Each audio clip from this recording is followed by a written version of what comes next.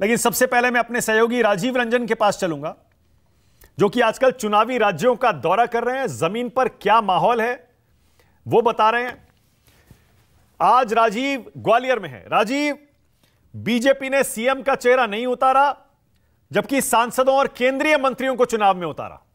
जमीन पर आम आदमी के बीच इन दो फैसलों को लेकर माहौल क्या है?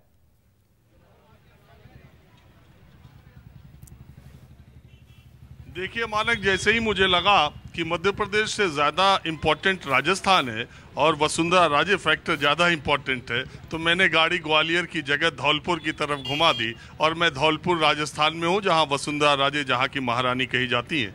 यहीं उनका महल है, यहीं उनकी शादी हुई थी, आप जानते हैं।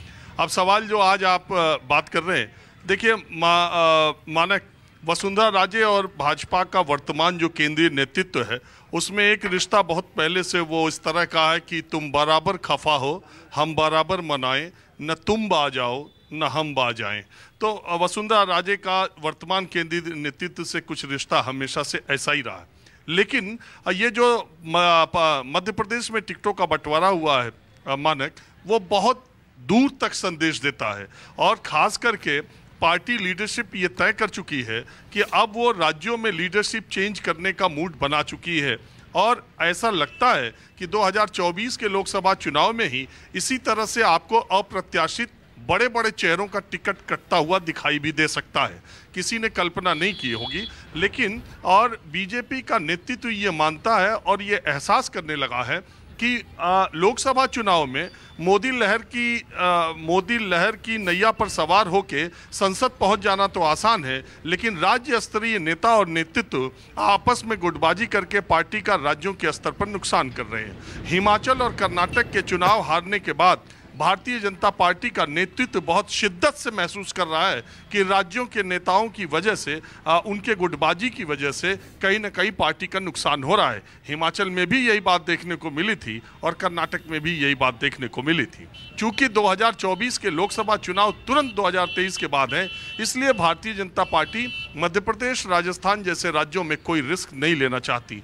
जिस बैठक का जिक्र आपने किया है, उस बैठक में साफ तौर पर किसी को मनाने की कोशिश नहीं की। साफ तौर पर पार्टी ने अपना संदेश सबको दे दिया कि चेहरा सिर्फ कमल है और आपको कमल के साथ लड़ना है, और जीतने और सदस्य संख्या आने के बाद ये देखा जाएगा कि फिर किसकी क्या स्थिति बनती है। जहां तक बात है, आप देखिएगा कि राजस्थान की सूची में केंद्रीय मंत्रियों के भी नाम आएंगे।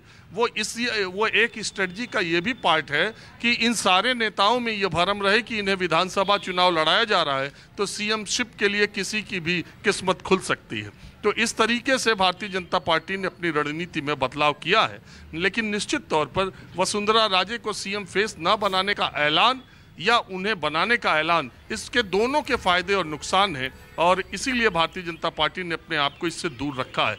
मध्य प्रदेश में जहां तक बात है, कांग्रेस के द्वारा जीती गई सीटों पर एक एक सीट पर माथापच्ची करने के बाद उन्होंने पाया, देखिए 39 में से जो 36 सीटें कल अनाउंस हुई हैं और जो मंत्रियों के नाम अनाउंस हुए हैं, बड़े मंत्रियों के, खासकर नरेंद्र सिंह तोमर के, वो ऐसी सीट है जिस पर नरेंद्र सिंह तोमर के अलावा कोई कमल खिला पाने की स्थिति में वर्तमान परिस्थिति में नहीं है। क्योंकि मैं वहां गया हुआ था, इसलिए मैं कह सकता हूं कि अगर भारतीय जनता पार्टी की होप, आशा कोई है तो उस सीट को निकालने के लिए नरेंद्र सिंह तोमर है और उनको टिकट देके मुरैना के लोगों में ये कहीं ना कहीं संदेश देने में भारतीय जनता पार्टी ये कामयाब हुई है कि नरेंद्र सिंह तोमर भविष्य में चेहरा बन भी सकते हैं और यही उसकी स्ट्रेटजी का हिस्सा है। इसीलिए कैलाश विजयवर्गीय को भी दिया गया और अभी जो टिकटों का 30 सितंबर के बाद ऐलान होगा वो और मजेदार होगा, वो और रोचक होगा और भारतीय जनता पार्टी के। लेकिन इतना जरूर है कि नेतृत्व के फैसले ने सांसदों के चेहरे की हवाइयां कई राज्यों के उड़ा भी दी हैं।